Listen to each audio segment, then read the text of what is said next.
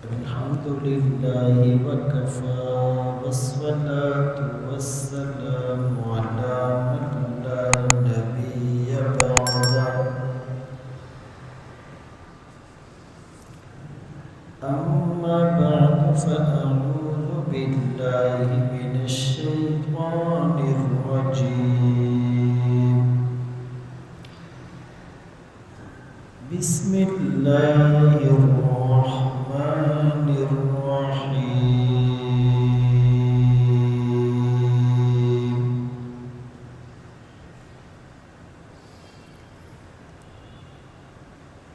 لقد كان لكم في رسول الله أسوة حسنة وقال الله تبارك وتعالى في مقام آخر إن الدين عند الله الإسلام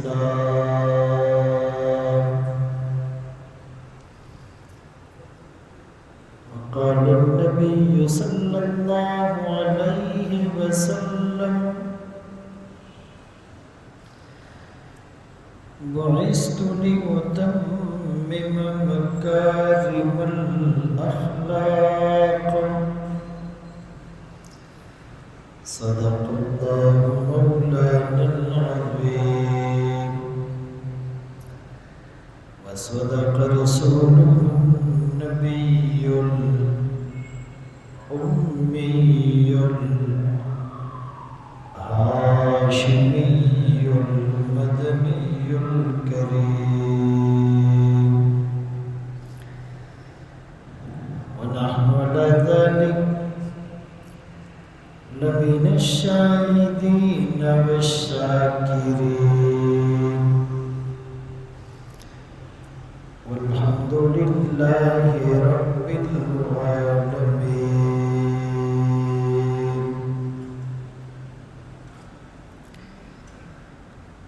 نہ دنیا سے نہ دولت سے نہ گھر آباد کرنے سے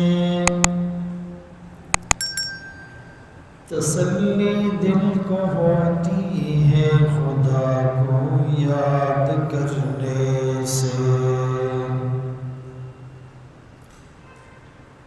محمد کی غلامی دین حق کی شرط اول ہے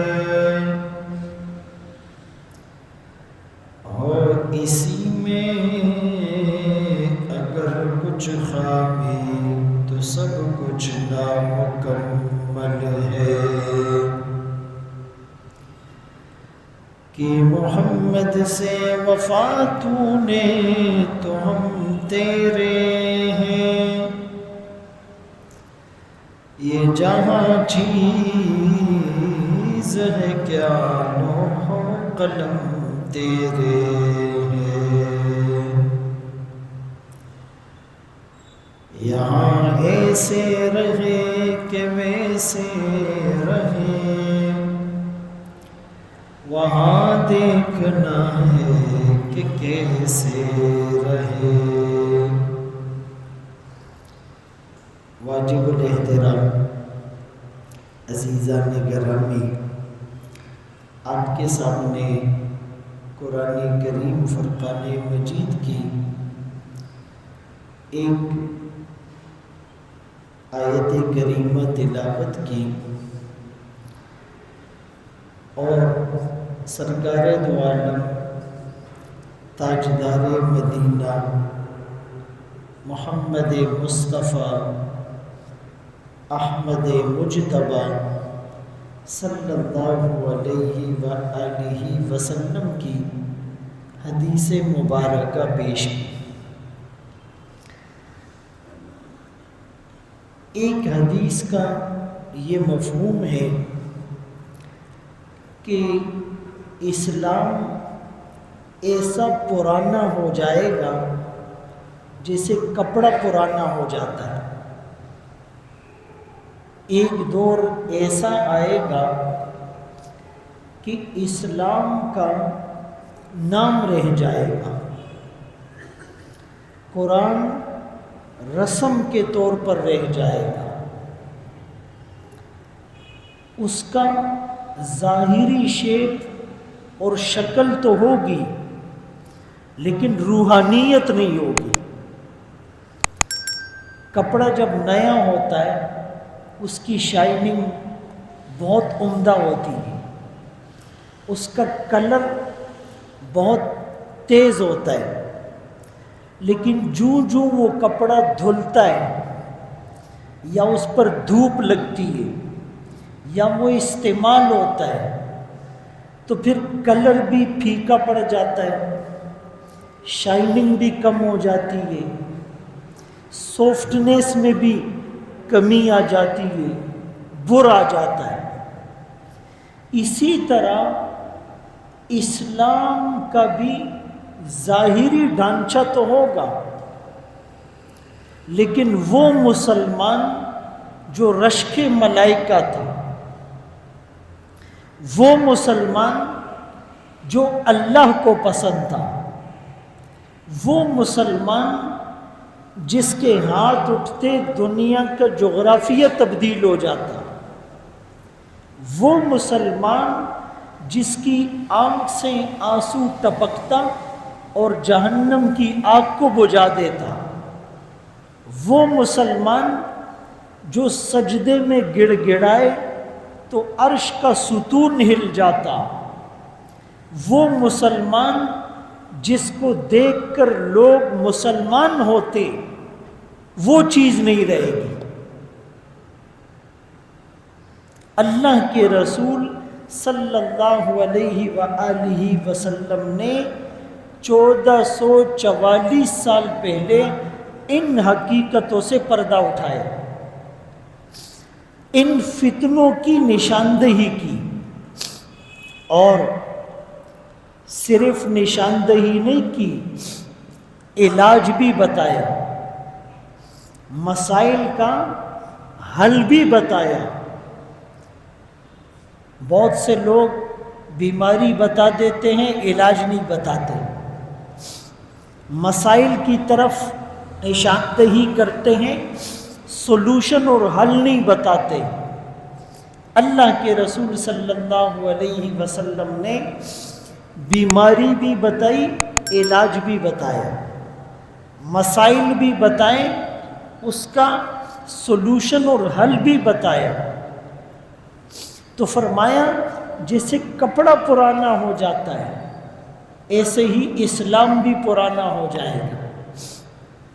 لوگ نماز چھوڑ دیں گے، روزہ نہیں رکھیں گے، زکوٰۃ نہیں دیں گے، حج فرض ہونے کے باوجود نہیں کریں گے، تبلیغ سے منہ پھیر لیں گے، جہاد کا انکار کر دیں گے، علماء سے ان کا تعلق کمزور پڑ جائے گا، سنتوں کو وہ معمولی سمجھنے لگیں گے، معاملات ان کے صاف نہیں ہوں گے۔ آپ سوچیں گے ہم تو نمازیں پڑھتے ہیں، روزے رکھتے ہیں، زکوٰۃ دیتے ہیں، حج پر لاکھوں لوگ جاتے ہیں، تبلیغ کا کام ہو رہا ہے، کہیں نہ کہیں جہاد ہو رہا ہے۔ ایسا نہیں ہے، کم لوگ نمازیں پڑھتے ہیں، زیادہ نہیں پڑھ رہے، کم لوگ روزہ رکھتے ہیں، بہت سے مسلمان نہیں رکھ رہے، کم لوگ زکوٰۃ دیتے ہیں، بہت سے لوگ نہیں دے رہے،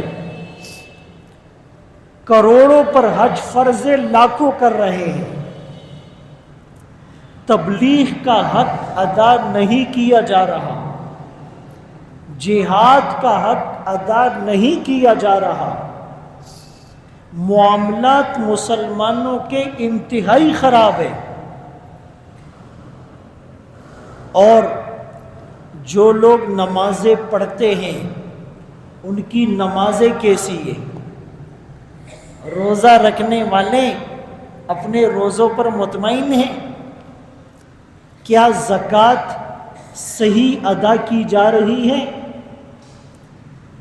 کیا حج کو اس کے تمام حقوق اور آداب کی رعایت رکھتے ہوئے کر رہے ہیں؟ جواب نفی میں ملے گا۔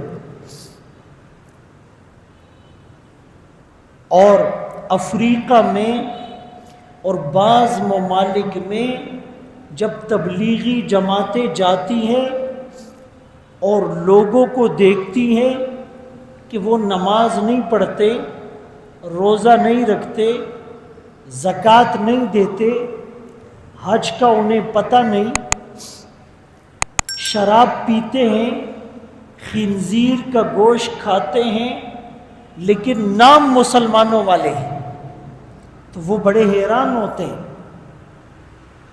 تو پھر جب وہ وہاں پر نماز پڑھتے ہیں، اذان دیتے ہیں، قرآن پڑھتے ہیں، دعا مانگتے ہیں، تو وہ لوگ کہتے ہیں ہمارے دادا بھی یوں کیا کرتے تھے، ہمارے پردادا بھی یوں کیا کرتے تھے، ہمیں کچھ کچھ یاد آ رہا ہے۔ یعنی وہ مسلمان تھے، لیکن ان پر محنت نہ ہونے کی وجہ سے، ان کی فکر نہ ہونے کی وجہ سے آج انہیں پتہ ہی نہیں کہ اسلام کیا ہے، مسلمان کیا ہے، ہمارا مذہب کیا ہے، ہمارے آباء و اجداد کس دین پر تھے، انہیں پتہ ہی نہیں، نام مسلمانوں والے۔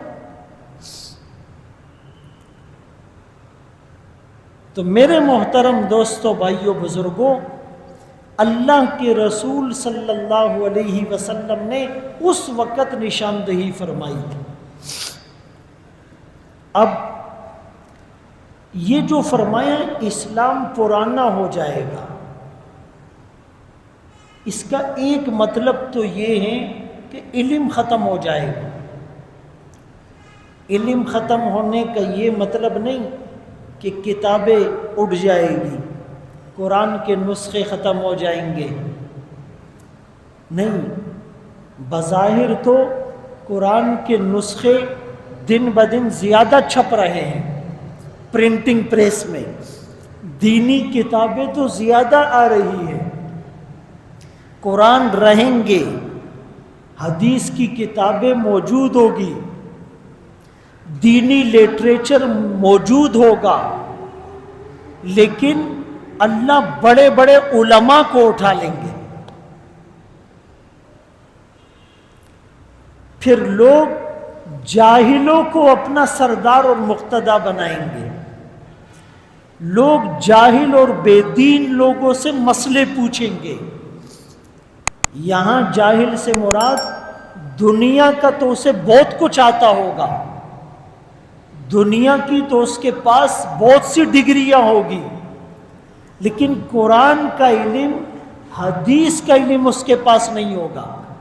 لوگ ایسے لوگوں سے مسئلے پوچھیں گے، یہ اسکالر ہیں، یہ موٹیویشنل اسپیکر ہیں، یہ پروفیسر ہیں، یہ محقق ہے، یہ مورخ ہے، لوگ ان سے رجوع کریں گے، وہ بغیر علم کے فتویٰ دیں گے، لوگ ان کے فتوے پر عمل کریں گے، بتانے والے خود بھی گمراہ ہوں گے، لوگوں کو بھی گمراہ کریں گے۔ یہ مطلب ہے علم ختم ہونے کا۔ اور غلط معلومات کو وائرل کیا جائے گا، اقوال زری کو حدیث کا ٹیگ لگا کر پیش کیا جائے گا، قرآن کی آیات اور اس کے ترجمے میں تحریف کی جائے گی، اپنی عقل اور اپنی ریسرچ کے مطابق قرآن کو ایکسپلین کیا جائے گا۔ یہ مطلب ہے، جو حقیقی تعلیمات ہیں اس کو چھپا لیا جائے گا۔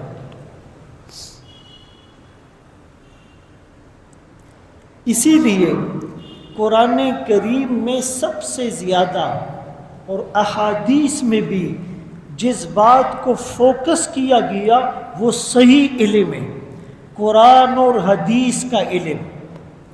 کما علمکم ما لم تکونوا تعلمون، اللہ نے تمہیں وہ علم سکھلایا جو تمہیں نہیں آتا تھا۔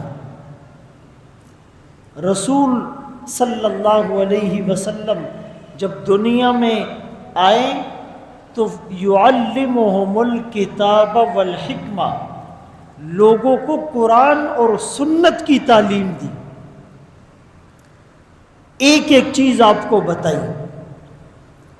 فَاعْلَمْ أَنَّهُ لَا إِلَهَ إِلَّا اللَّهُ، علم رکھو اس بات کا کہ اللہ کے سوا کوئی معبود نہیں۔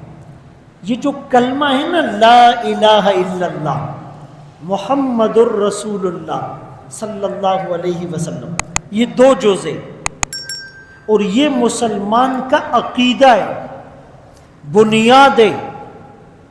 اور کسی بھی چیز کی جو بیس اور فاؤنڈیشن ہوتی ہے، بنیاد اصل ہوتی ہے، اگر بنیاد صحیح ہو تو 100 عمارتیں اور 100 منزلیں اس پر تعمیر کی جائے، لیکن اگر بنیاد ٹیڑھی ہو تو اس پر آپ زیادہ فلور نہیں کھڑے کر سکتے۔ تو مسلمانوں کی جو بنیاد ہے وہ کلمہ ہے، اور کلمے کا جو خلاصہ ہے وہ توحید ہے اور رسالت ہے۔ پہلے جز میں توحید، لا الہ الا اللہ، کوئی معبود نہیں سوائے اللہ کے۔ یہ توحید کی جو ابتدا ہے یہ نفی سے ہے۔ بعض لوگ کہتے ہیں نا جی کسی کی نفی نہ کرو، بس مثبت بات کرو، پازیٹیو بات کرو، کسی کا رد نہ کرو، کسی کی تردید نہ کرو، کسی کو کرٹیسائز نہ کرو۔ تو بھائی مسلمانوں کا جو کلمہ ہے، جو بنیاد ہے، وہ بنیاد بھی نفی سے ہے۔ لا، نہیں ہے کوئی معبود سوائے اللہ کے۔ جب تک غیر کی نفی نہیں ہوگی اللہ کا اس بات صحیح طریقے پر نہیں ہو سکتا۔ اللہ سے سب کچھ ہوتا ہے، یہ پوری بات نہیں ہے۔ اللہ کے غیر سے کچھ نہیں ہوتا، یہ پوری بات ہے۔ اللہ بھی خالق ہے، یہ صحیح نہیں ہے۔ اللہ ہی خالق ہے، یہ صحیح ہے۔ اللہ بھی بیٹے دیتا ہے، یہ صحیح نہیں ہے۔ اللہ ہی بیٹے دیتا ہے، یہ صحیح ہے۔ تو جب مسلمانوں کے عقیدہ توحید کے لیے علم ضروری ہے، فعلم، تو عمل کے لیے علم کتنا ضروری ہوگا؟ جب کلمے کے لیے علم ضروری ہے، کلمہ ہے کیا، کلمے کے جز کتنے، پہلے جز سے کیا مراد ہے، دوسرے جز سے کیا مراد ہے، توحید کا معنی کیا ہے، رسالت کا مفہوم کیا ہے، جب تک یہ علم نہیں ہوگا تو آپ کی نماز، آپ کا روزہ، آپ کی زکوٰۃ، آپ کی تبلیغ، آپ کا حج، آپ کا عمرہ، آپ کا شادی بیاہ، ساری چیزیں خطرے میں۔ عقیدے پر محنت۔ آج آپ کو پتہ ہے باطل سب سے زیادہ زور لگاتا ہے کہ لوگ ملحد ہو جائے، بے دین ہو جائے، اللہ کا انکار کر لے، رسالت کا انکار کر لے، قرآن کا انکار کر لے، جنت اور جہنم کا انکار کر لے، فرشتوں کا انکار کر لے۔ یہ دنیا کا نظام خود ہی چل رہا ہے، نعوذ باللہ۔ تو میرے محترم دوستو، بھائیو، بزرگوں، اللہ نے قرآن کریم میں انسان کی تخلیق کا جو مقصد بتلایا، ما خلقت الجن والانس الا لیعبدون، میں نے انسان اور جنات کو پیدا نہیں کیا مگر اپنی عبادت کے لیے۔ مفسرین نے لکھا لیعرفون، اپنی معرفت کے لیے۔ عبادت کہتے ہیں کسی کی تعظیم کرنا، کسی کے سامنے جھک جانا، کسی کے سامنے سرنڈر کر جانا، کسی کے سامنے سر تسلیم کو خم کر دینا، یہ وہ کرے گا جو اس کو پہچانے گا۔ آدمی باپ کو پہچانتا ہے تو عزت بھی کرتا ہے، عالم کو پہچانتا ہے تو عزت بھی کرتا ہے، کسی بڑے فوج کے پولیس کے افسر کو پہچانتا ہے تو پروٹوکول بھی دیتا ہے، کسی مہمان کو اور اس کی پرسنالٹی کو پہچانتا ہے تو قدر و منزلت بھی کرتا ہے۔ جب کوئی کسی کو پہچانے گا نہیں تو وہ اس کی خدمت کیسے کرے گا؟ تو پہلے ہے اللہ کو پہچاننا، پھر اس کے بعد ہے اللہ کی عبادت کرنا، اور اللہ کی پہچان ہوگی علم سے۔ پہلے ہے اللہ کے رسول کا منصب اور مقام پہچاننا، پھر اس کی اطاعت کرنا۔ تو رسول کا منصب کیسے پہچانیں گے؟ علم کے ذریعے سے۔ پہلے ہے صحابہ کرام کی عظمت کو جاننا، پھر ان کے نقش قدم پر چلنا۔ تو صحابہ کی عظمت کا پتہ کیسے چلے گا؟ علم کے ذریعے سے۔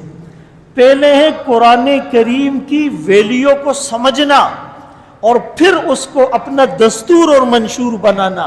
قرآن کی ویلیو کو کب سمجھیں گے؟ جب علم ہوگا۔ علم اتنا ضروری ہے میرے محترم دوستو، بھائیو، بزرگوں۔ اور آج مسلمان کو ظاہری دو چار چیزوں کا علم تو ہے، فجر میں اتنی رکعتیں، ظہر میں اتنی ہے، عصر میں اتنی ہے، مغرب میں اتنی ہے، اور عشاء میں اتنی۔ رمضان میں روزے رکھنے، اور سال میں ایک بار زکوٰۃ دے دینی ہے، اور بس کوئی ایک حج کر لینا ہے۔ یہ بنیادی ڈھانچہ معلوم ہے۔ نماز کا مفہوم کیا ہے؟ نماز کی لوجک کیا ہے؟ نماز اللہ سے گفتگو اور مکالمہ ہے۔ نماز میں کیا مانگ رہے ہیں؟ نماز سے کیا ملے گا؟ نماز قبول کیسے ہوگی؟ نماز میں خشوع خضوع کیسے آئے گا؟ نماز میں روحانیت کیسے ہوگی؟ یہ چیزیں پتہ نہیں ہے۔ بس زکوٰۃ دینی ہے، فلسفہ کیا ہے؟ کتنے مال میں سے دینی ہے؟ کس کو دینی ہے؟ عزت نفس مجروح کیے بغیر دینی ہے۔ صدقہ اور خیرات بھی دینا ہے۔ حج کر لیا، لیکن حج کا فلسفہ کیا تھا؟ حج کے فضائل کیا تھے؟ حج کے مسائل کیا تھے؟ کچھ پتہ نہیں۔ میرے محترم دوستو، بھائیو، بزرگوں، یہی وجہ ہے کہ مسلمانوں کی عبادات ان کے کام نہیں آ رہی۔ 50 60 70 سال سے پریکٹس ہو رہی ہے، لیکن تبدیلی نہیں آ رہی۔ معاشرے میں جرائم کم نہیں ہو رہے، کرائم کا ریشو بڑھ رہا ہے، گھروں میں سکون نہیں آ رہا، اندر سیٹسفیکشن نہیں ہے۔ مسلم معاشرے کی جو پہچان ہے وہ نظر نہیں آ رہی۔ اسی لیے دین کو سیکھنا یہ بہت زیادہ ضروری ہے۔ امام بخاری رحمۃ اللہ علیہ نے ایک باب قائم کیا ہے، العلم قبل القول والعمل۔ بات کہنے سے پہلے بھی تمہیں علم ہو، میں کیا کہہ رہا ہوں، صحیح کہہ رہا ہوں، غلط کہہ رہا ہوں۔ عمل کرنے سے پہلے بھی آپ کو علم ہو، میں نماز پڑھ رہا ہوں تو اس کے مسائل کیا ہیں۔ جہنم میں جب جہنمی جائیں گے تو پتہ ہے وہ کیا کہیں گے؟ لو کننا نسمع او ناقل ما کننا فی اصحاب السعیر۔ اگر ہم دنیا میں سن لیتے کیا؟ قرآن، حدیث، فقہ، مسائل، فضائل، بیانات، درس، تعلیم، تبلیغ، مذاکرہ، لو کننا نسمع، اگر ہم سن لیتے، او ناقل، اور سمجھ لیتے۔ صرف سننا وہ بھی کافی نہیں ہوتا۔ ایک آدمی کہتا ہے میں نے بڑے بیانات سنے، اور جی میں نے بڑے مولویوں کو سنا ہے. بھائی صرف سننے سے بات نہیں بنے گی، عمل کتنا کیا، سمجھ کتنی آئی، یاد کتنا رکھا. لو کننا نسمع، جہنمی کہیں گے اگر ہم سن لیتے، او ناقل اور سمجھ بھی لیتے، ما کننا فی اصحاب السعیر، آج ہم جہنم میں نہیں ہوتے.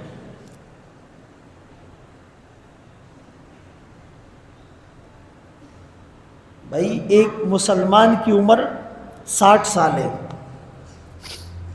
60 سال. اب وہ 14 سال میں فرض کرو بالغ ہوگی. ویسے تو آدمی 7-8 سال کے بعد بھی سمجھنا شروع ہو جاتا ہے. 8 سال کے بعد بچے کو سب پتہ چل جاتا ہے. تو اگر 50 سال سے وہ اذانیں سن رہا ہے، 10 سال اس کے بچپن کے نکال لو، 50 سال سے اذان سن رہا ہے. آج بھی ایسا مسلمان ہے جس کو اذان کا ترجمہ نہیں آتا.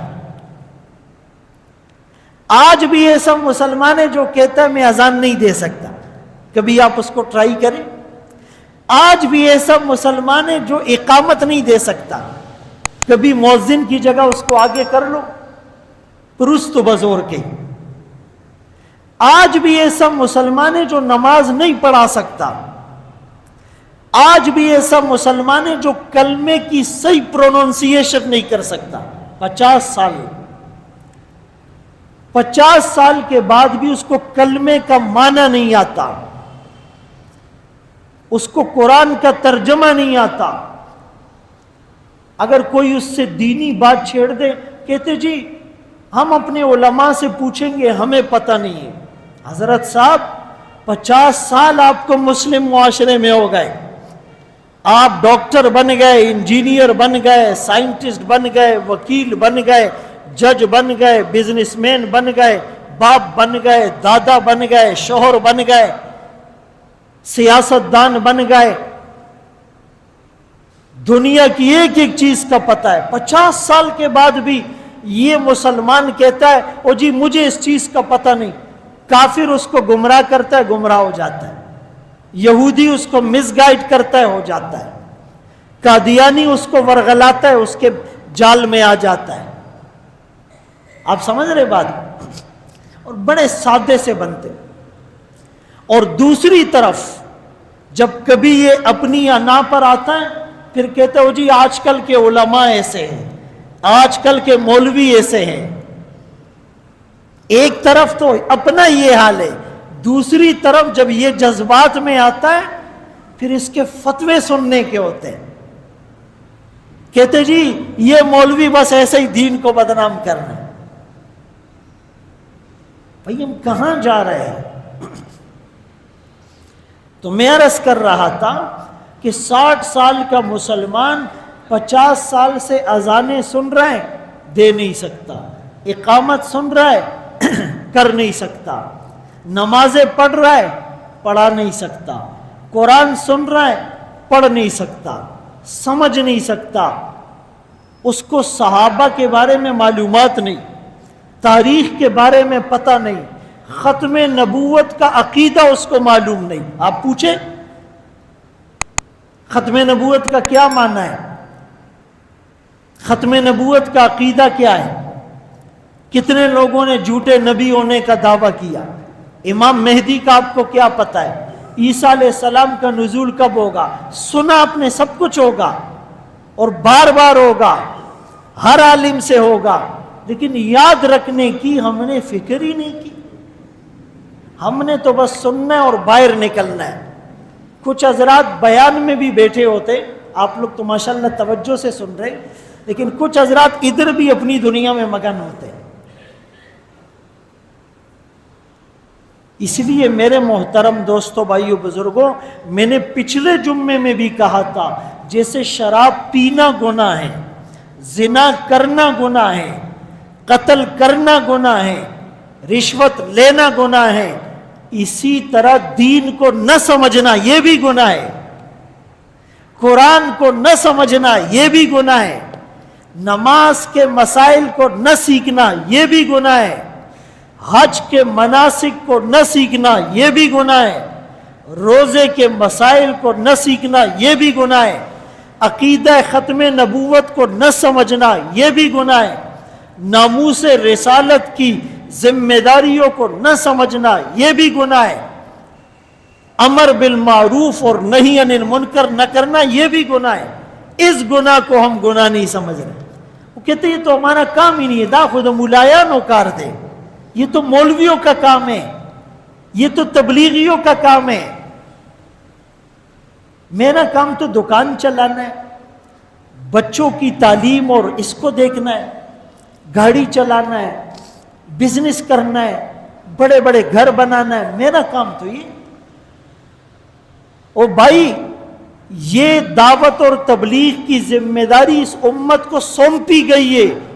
اخرجت للناس تأمرون بالمعروف وتنہون عن المنکر، یہ تمہارا کام ہے، یہ تمہاری ڈیوٹی ہے۔ ہم نے اس ڈیوٹی کو ڈیوٹی نہیں سمجھا۔ 30 سال سروس کی، 40 سال سروس کی، پوری زندگی بزنس کیا، اس کو کام سمجھا۔ صبح 7 بجے جانا ہے، شام کو 7 بجے آنا ہے، کام سمجھا۔ صبح 7 بجے شٹر اوپر کرنا ہے، رات کو 12 بجے شٹر نیچے کرنا ہے، کام سمجھا۔ صبح فجر کے بعد سویرے گاڑی نکالنی ہے، رات کو لا کر بند کرنی ہے، کام سمجھا۔ 16-18 سال اسکول کالج یونیورسٹی جانا ہے پھر آنا ہے، کام سمجھا۔ صبح کھیت میں جانا ہے اور شام تک وہاں پسینہ بہانا ہے، 50 سال ہو گئے، کام سمجھا ہے۔ کھیتوں کو پانی دینے کے لیے دیہات میں رات کو 2 بجے سردیوں میں نمبر لگتا ہے، اٹھ کر جاتا ہے، کھیتوں کو پانی دیتا ہے، کام سمجھا ہے۔ دین کو کام نہیں سمجھا۔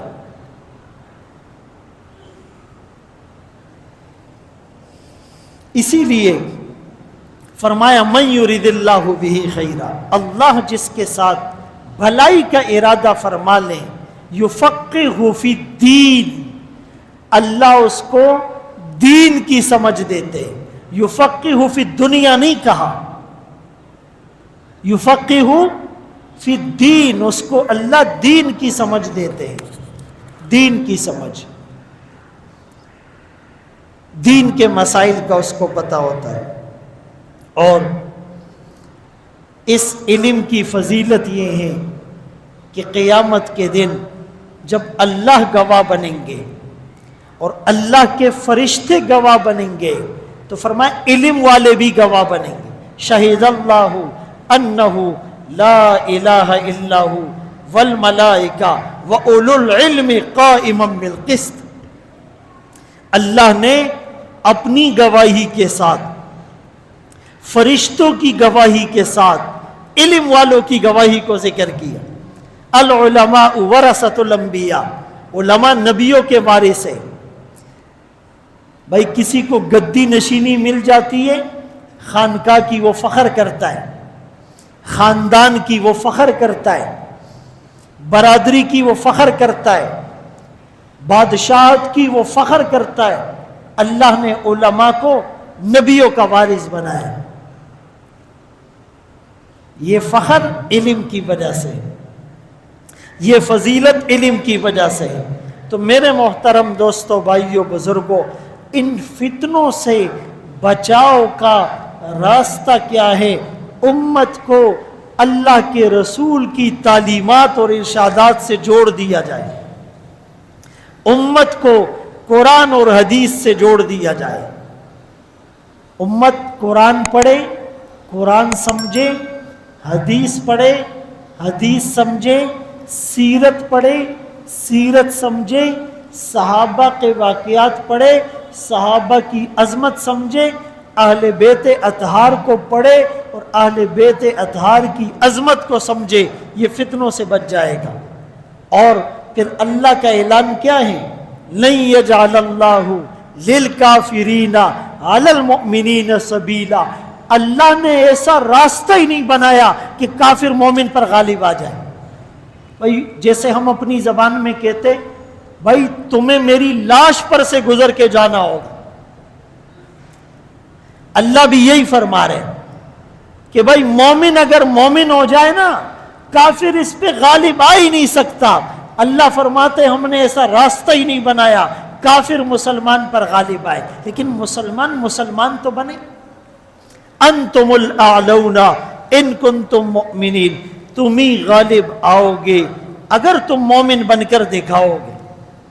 اولئک هم المؤمنون حقا، بہت سی جگہوں پر تھوڑے لوگ زیادہ پر غالب آ گئے، جنگ بدر میں، احد میں، حنین میں، احزاب اور خندق میں، تبوک میں، کم من فئۃ قلیلۃ غلبت فئۃ کثیرۃ باذن اللہ، تھوڑے لوگ زیادہ پر غالب آ گئے، بغیر اسلحے والے اسلحے والوں پر غالب آ گئے، چھوٹے بڑوں پر غالب آ گئے، کمزور طاقتور پر غالب آ گئے، بغیر اسباب والے اسباب والوں پر غالب آ گئے، مجاہدین سپر پاور پر غالب آ گئے۔ دنیا کی نظر میں وہ سپر پاور تھا، دنیا کی نظر میں مجاہدین صفر پاور تھے، صفر پاور والے اللہ کی مدد سے سپر پاور والوں پر غالب آ گئے۔ لیکن تھوڑا اللہ تمہیں آزمائیں گے، تھوڑا امتحان آئے گا۔ دوائی کی بوتل ہوتی ہے نا سیرپ، اس کے اوپر لکھا ہوتا ہے شیک ویل بیفور یوز، استعمال سے پہلے اچھی طرح ہلا لو۔ تھوڑا اللہ ہلائیں گے، بیماری، پریشانی، فقر، وَلَنَبْلُوَنَّكُمْ بِشَيْءٍ مِّنَ الْخَوْفِ وَالْجُوعِ وَنَقْصٍ مِّنَ الْأَمْوَالِ وَالْأَنفُسِ وَالثَّمَرَاتِ، اللہ آزمائیں گے، کبھی خوف ہوگا، کبھی بھوک ہوگی، کبھی مال کم ہو جائے گا، کبھی پھل کم ہو جائیں گے، کبھی اولاد کا انتقال ہو جائے گا، آزمائیں گے۔ ام حسبتم ان تدخلوا الجنہ ولما یأتکم مثل الذین خلوا من قبلکم مستهم البأساء والضراء وزلزلوا حتى يقول الرسول والذین آمنوا معه متى نصر اللہ، تم یہ گمان کرتے ہو کہ جنت میں چلے جاؤ گے اور تم پر حالات نہیں آئیں گے جیسے پہلے لوگوں پر آئے، مصیبتیں، زلزلے، تکلیفیں، مصائب، آلام، آفات، حوادثات، مکافات عمل، گردش زمانہ، اونچ نیچ، نشیب و فراز، اپ ڈاؤن، خوشی غمی، صحت اور غم، کم اور زیادہ حالات آئیں گے، اس کے بعد فتح تمہاری ہو، تم نے برداشت کرنا ہے۔